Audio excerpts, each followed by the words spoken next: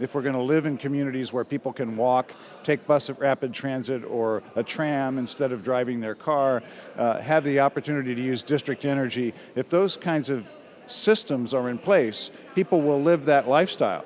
But paying for those systems is difficult, and we've cobbled together tools that cities can use, whether it's value capture or utility rates for something like a district energy system, but we really need our national governments to support those kinds of investments through national policies and national investments in the funding streams that they control.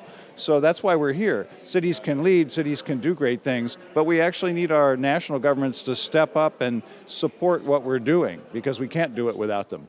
Well, I think it really starts with the fact that we are both here. Both the international discussion through our national governments and hundreds of mayors from all over the world are all here making the same commitment to the same shared future. And that's very powerful. So I think we have the opportunity to hold each other accountable.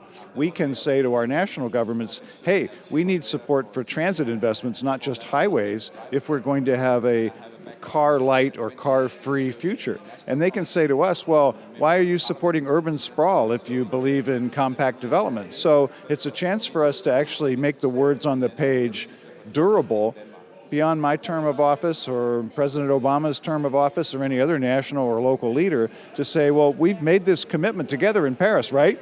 How are we doing 5 years later? And oh, by the way, let's measure our progress with very specific measurements of carbon reduction, of mode split in transportation, of efficiency of buildings. We can measure these things, and we must.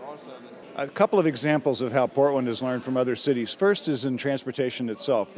I built the first modern streetcar line in the United States, which has now been expanded 7 times in Portland and is expanding all over the country. But it's just like an ordinary tram line that you would find in any European city. So my catchphrase as transportation commissioner is I wanted Portland to be the best European city in America.